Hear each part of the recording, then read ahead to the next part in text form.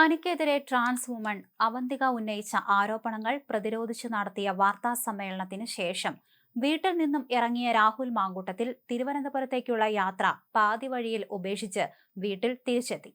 നേതാക്കളെ കാണാൻ തിരുവനന്തപുരത്തേക്കാണ് യാത്രയെന്ന സൂചനയുണ്ടായിരുന്നുവെങ്കിലും 1 മണിക്കൂറിനുള്ളിൽ വീട്ടിലേക്ക് തിരിച്ചെത്തുകയായിരുന്നു. വീട്ടിൽ തിരിച്ചെത്തിയ രാഹുലിനോട് രാജി ഉണ്ടാകുമോ എന്ന ചോദ്യത്തിന് പറയാനുള്ളതെല്ലാം പറഞ്ഞു എന്നായിരുന്നു മറുപടി. കൂടുതൽ പ്രതികരണം അടുത്ത ദിവസങ്ങളിൽ ഉണ്ടാകുമെന്ന് കൂടെയുള്ള സുഹൃത്തുക്കൾ പറഞ്ഞു. വീട്ടിൽ നിന്നും ഇറങ്ങിയ രാഹുൽ MC റോഡിൽ കൂടി കുറച്ചുനേരം സഞ്ചരിച്ചിരുന്നു. രാജി ഒഴിവാക്കാൻ രാഹുലിന്റെ ഭാഗത്തു നിന്ന് അവസാനവട്ട ശ്രമങ്ങൾ നടക്കുകയാണ്. ഗൂഢാലോചനയുണ്ടെന്ന് തെളിയിക്കാനും ഇക്കാര്യം നേതൃത്വത്തോട് വിശദീകരിക്കാനുമാണ് നീക്കം.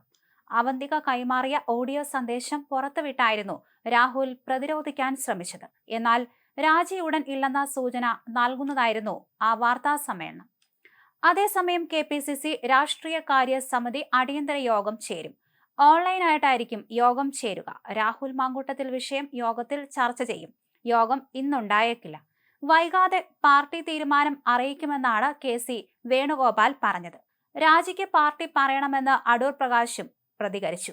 അതേസമയം രാഹുൽ മാങ്കൂട്ടത്തിലിനെ കുറിച്ചുള്ള ചോദ്യങ്ങളോട് പ്രതിപക്ഷ നേതാവ് പ്രതികരിച്ചില്ല. പാർട്ടിയെ പ്രതിസന്ധിയിലാക്കില്ലെന്നാണ് രാഹുൽ മാങ്കൂട്ടത്തിൽ മാധ്യമങ്ങളോട് പറഞ്ഞത്. ഞാൻ കാരണം പാർട്ടിക്ക് തലകുനിക്കേണ്ടി വരരുത്. പാർട്ടി പ്രവർത്തകരോട് ക്ഷമ ചോദിക്കുന്നുവെന്ന് പാർട്ടിക്കായി പ്രതിരോധിച്ചിട്ടുള്ള ആളാണ് താനെന്നും രാഹുൽ മാങ്കൂട്ടത്തിൽ പറഞ്ഞു. മാധ്യമപ്രവർത്തകരുടെ ചോദ്യങ്ങൾക്ക് മറുപടി നൽകാൻ രാഹുൽ തയ്യാറായില്ല. MLA സ്ഥാനത്ത് നിന്ന് രാഹുൽ മാങ്കൂട്ടത്തിൽ രാജിവെക്കണമെന്നതിൽ ഭൂരിപക്ഷം നേതാക്കൾ ഒന്നിച്ചെങ്കിലും ഉപതെരഞ്ഞെടുപ്പ് ഭീതിയാണ് കീറാമുട്ടിയായി നിൽക്കുന്നത്. നിയമോപദേശം ലഭിച്ച ശേഷം അന്തിമ തീരുമാനമെടുക്കാനാണ് കോൺഗ്രസ് നീക്കം. ഹൈക്കമാൻഡ് മുതൽ സംസ്ഥാന നേതാക്കൾ വരെ രാഹുൽ മാങ്കൂട്ടത്തിലിനെ നിയമസഭാ കക്ഷിയിൽ വേണ്ടെന്ന നിലപാടുകാരാണ്. രാഹുൽ മാങ്കൂട്ടത്തിൽ ഉൾപ്പെട്ട നിയമസഭാ കക്ഷിയെ നയിക്കാനില്ലെന്ന് പ്രതിപക്ഷ നേതാവ് VD സതീശൻ ഹൈക്കമാൻഡിനെ അറിയിച്ചിരുന്നു. പിന്നാലെ രാഹുലിനെതിരെ നടപടി വേണമെന്ന് രമേശ് ചെന്നിത്തലയും നേതൃത്വത്തോട് ആവശ്യപ്പെട്ടു. ഷാഫി പറമ്പിൽ ഒഴികെ സംസ്ഥാനത്തെ മറ്റ് നേതാക്കളും നടപടി ആവശ്യപ്പെട്ട് രംഗത്തെത്തി.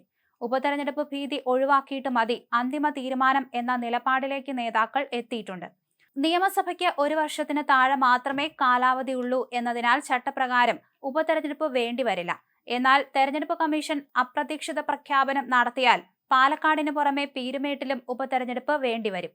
പിന്നാലെ തദ്ദേശ തെരഞ്ഞെടുപ്പും നിയമസഭാ തെരഞ്ഞെടുപ്പും നേരിടണം. ഇക്കാര്യം കണക്കിലെടുത്ത് MLA സ്ഥാനം രാജിവെപ്പിച്ചില്ലെങ്കിൽ രാഹുൽ മാങ്കൂട്ടത്തിലിനെ നിയമസഭാ കക്ഷിയിൽ നിന്ന് മാറ്റി നിർത്താനും കോൺഗ്രസ് നേതൃത്വം ആലോചിക്കുന്നുണ്ട്. എന്തായാലും നിലവിലെ നടപടി പോരാ, കർശന നടപടി വേണമെന്ന നിർദ്ദേശം ഹൈക്കമാൻഡ് നൽകിക്കഴിഞ്ഞു.